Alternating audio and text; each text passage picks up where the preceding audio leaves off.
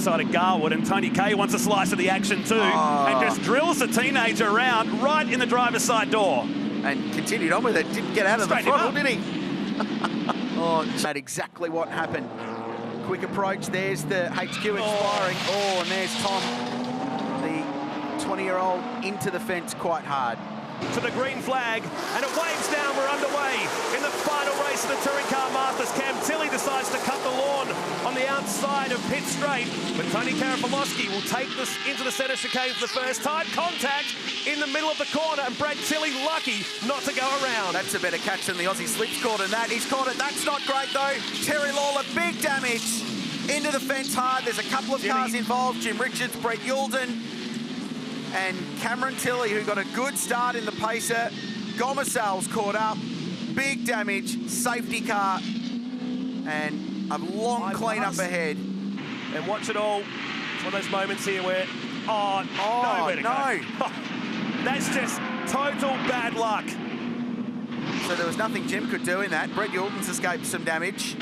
So too Gomesal. So it was all teeing off in front, but great catch for Tilley and Mason.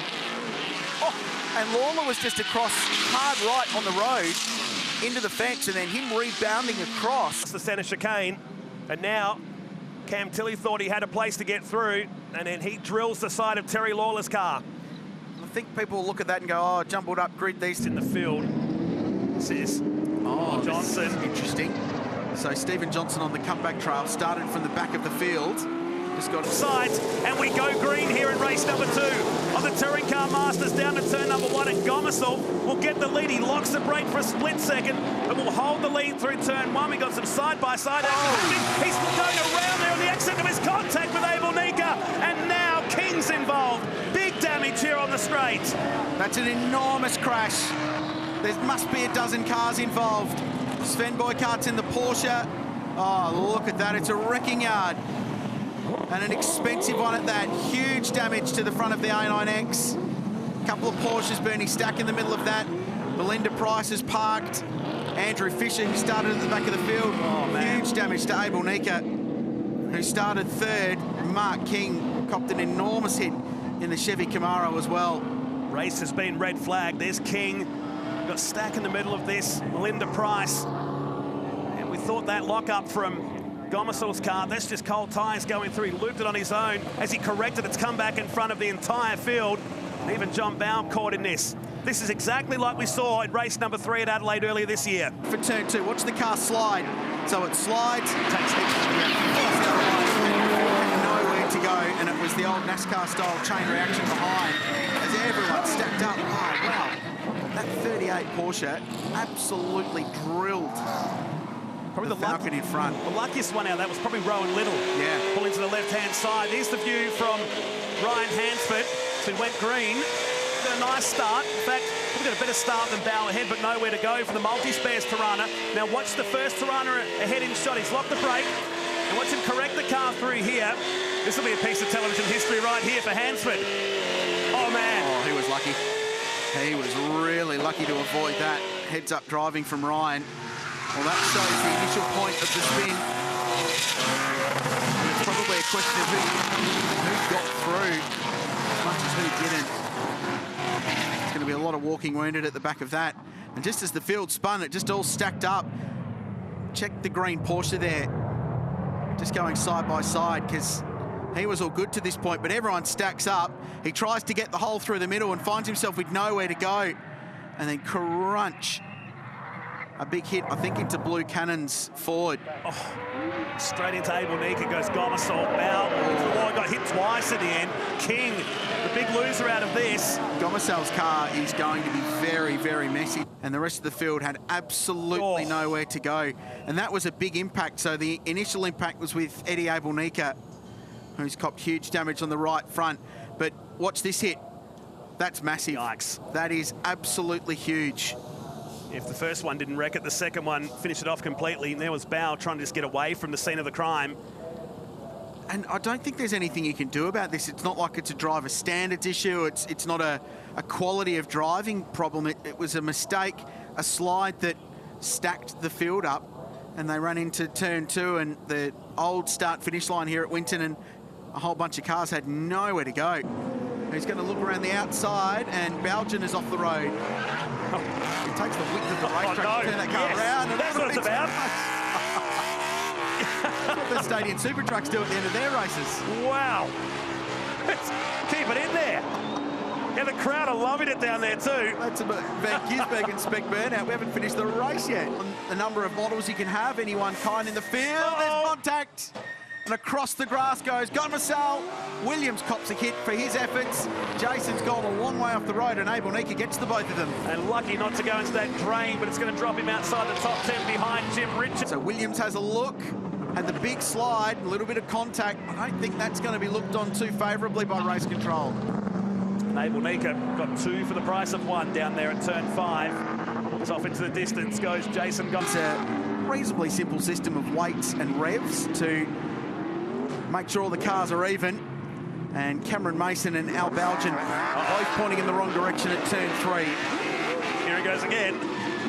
Oh, we didn't do the donuts like he, or not yet anyway, that he did at Darwin, but still smoking up the tyres. He's cleaned them anyway. Back to normal. They drop towards the back of the field. What happened? So braking zone. Oh, wow. Oh. Gee, Cameron Mason came from a long way back and was sideways well before he got to the corner. If the car wasn't that long, he would have missed him. Yes. Oh. Quite a hefty impact too. So Belgium would have had no idea. Give him the benefit of the doubt. Here's the replay of the rejoin. Working overtime to get the hands back on the wheel. Wow. Yeah, he's a drag racer. About 87 turns lock to lock there as well. He used the ball. Car Masters, have a look at this. He got a really good run out of the corner. Garwood's thing seems pretty good mid-straight, so it pulls away. It might have a little bit more torque, the Holden V8, and then O'Brien just sent it. He was going to go around the inside, the outside, whether he liked it or not. And it turns out that when your rear brakes lock, you've got no steering, and you fire it off into the gravel. Get into the tyre barrier. So here's a look for Darren. We saw him with the big slide earlier. No way near getting that thing stopped. So lock the front brakes, it just spun. So watch the brake grab as he turns it in. But man, he was way, way too deep. Give him the benefit of the doubt and say that there may have Bow on the outside, Bob Wisely in the middle. So it all just checks up in front, and he drills the back of Eddie Abel Nika and then does the same to the fence. So he got the side of the tyres. So where the tyre walls start, he clipped that, and that's what's done a lot of the damage. The initial impact with Abel Nika was large, but the damage has come when he's hit the tyres. That was Bill. Maybe slight contact with O'Brien, hard to tell. And Williams taking evasive action, man, but clipped Eddie Abel Nika. Stopped so quickly. That would have rattled his cage a little bit. This will be the shot. So it's contact Keith Kasulki and Hansford as well in the background of that shot. And how everyone didn't spear into him won't know. And then, oh man. Now in straight line performance. Hansford launching onto the back of Eddie Abel Nika. And contact now between the Karen Filosky car and Garwood. And that could have been much bigger than what it looked at the start. And the number 12 Tirana parallel to the guardrail, left-hand side. He had a big dent down the... Johnson really good in the middle sector, which is this long back straight up the hill to turn 6. It's a big brake lock up from Jason Gomersal. It's still going, and he's in the fence.